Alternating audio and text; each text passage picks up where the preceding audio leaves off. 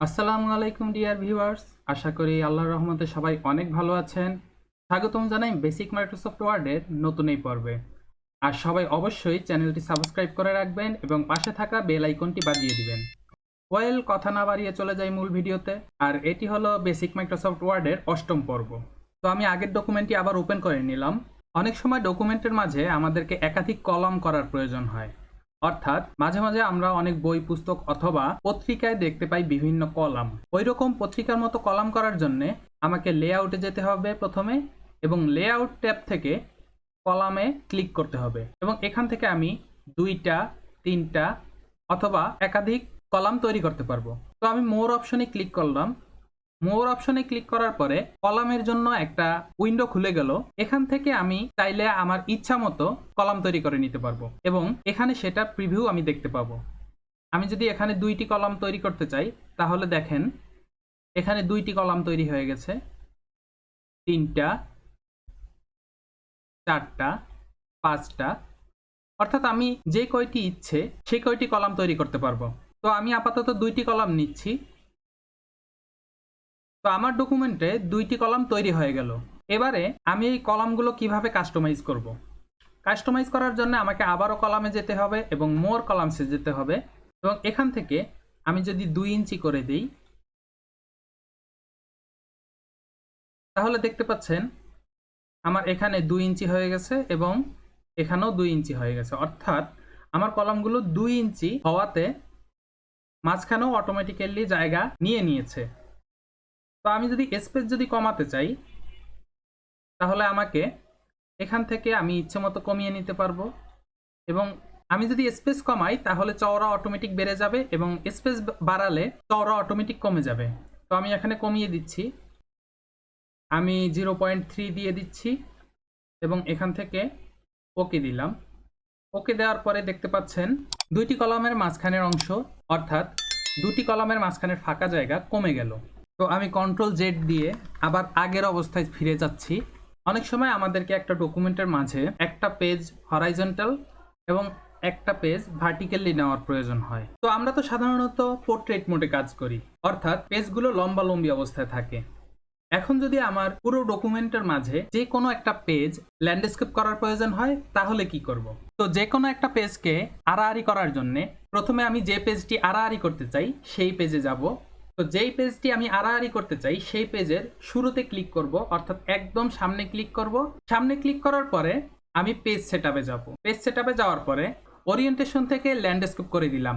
Landscape করার পরে আমাকে যে মূল কাজটি করতে হবে তা হলো অ্যাপ্লাই টু হোল ডকুমেন্ট থেকে দিস পয়েন্ট ফরওয়ার্ড, অর্থাৎ আমি যেখানে কার্সর রেখেছিলাম সেখান থেকে শুরু করে সামনের দিকে পেজগুলো ঘুরে যাবে। আমি দিস পয়েন্ট ফরওয়ার্ড সিলেক্ট করার পরে ওকেতে ক্লিক করলাম।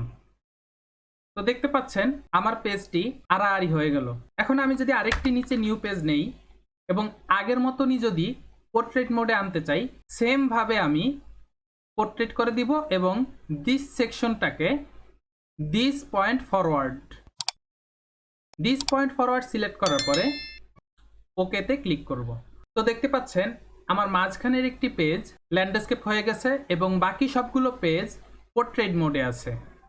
আমি আবার Ctrl Z দিয়ে আগের অবস্থানে ফিরে যাচ্ছি। অনেক সময় আমাদেরকে পেজের সৌন্দর্য বাড়ানোর জন্য ডকুমেন্টের চারপাশে বর্ডার দেওয়ার প্রয়োজন পড়ে। তো বর্ডার দেওয়ার জন্য আমি প্রথমে ডিজাইনে ক্লিক করব এবং ডিজাইন থেকে পেজ বর্ডার্স এটিতে ক্লিক করব। ক্লিক করার পরে বর্ডার্স অ্যান্ড শেডিং নামে একটা অপশন এসেছে। এখন আমি এখান থেকে চাইলে যে কোনো বর্ডার দিতে পারবো। তো আমি চাইছি চারপাশে একটা বক্সের মতো করে বর্ডার থাকুক। তো আমি বক্সের মতো বর্ডার দেওয়ার জন্য আমি বক্স সিলেক্ট করব, এবং এখান থেকে আমি যে ধরনের লাইন ইউজ করতে চাই সেই ধরনের লাইন আমি সিলেক্ট করে নিতে পারবো। প্রথম যেটা আছে সেটাতেই থাক, এবং আমি কালারও চাইলে সিলেক্ট করে দিতে পারবো। আমার রেড কালার সিলেক্ট করলাম। রেড কালার সিলেক্ট করার পরে আমি কতটুকু মোটা বর্ডার চাই সেটা আমাকে সিলেক্ট করে দিতে হবে। তো আমি 3 দিয়ে দিলাম, এবং আমি হোল ডকুমেন্টে চাইছি না, আমি শুধুমাত্র ফার্স্ট পেজে চাইছি।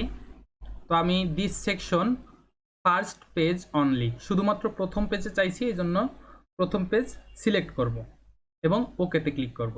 তো দেখা যাচ্ছে লাল রঙের একটি পেজ বর্ডার চলে এসেছে। আমি চাইলে এটা আমার ইচ্ছে মতো কাস্টমাইজ করতে পারবো। আমি চাইলে এখান থেকে বক্সের স্টাইল পরিবর্তন করে দিতে পারবো এবং আমি চাইলে কালার পরিবর্তন করে দিতে পারবো আগের মতোই। এবং আমি এটা আরও একটু বোল্ড চাইছি, তো আমি 4.5 করে দিলাম, 4.5 করে দিলাম। আর্ট থেকে আমি চাইলে যে কোনো কিছু সিলেক্ট করে দিতে পারবো। এখানে অনেকগুলো আর্ট আছে, আমি চাইলে আমার পছন্দ মতো যে কোনো একটা ইউজ করতে পারবো। তো আমি চাইছি এই ফুলটা থাকবে, এখন বর্ডারের চারপাশে ফুল চলে আসবে, ওকে দিলাম। আমার বর্ডারের চারপাশে ফুল চলে আসলো। সাধারণত এই ধরনের ফুল কেউ ইউজ করে না, তারপরেও আমি আপনাদেরকে শেখানোর জন্য জাস্ট দেখালাম। পেজ বর্ডারে বড় জোর বিভিন্ন সাইজের রেখাই অ্যাড করে। তো আমি এখান থেকে এটা সিলেক্ট করে দিলাম, এটা আমার খুব ফেভারিট। তারপরে আমি ওকে করে দিলাম। কাজ শেষ হওয়ার পরে আমি আমার ডকুমেন্টটি সেভ করে নিব। তো ভিউয়ার্স, এই ছিল আজকের ভিডিও।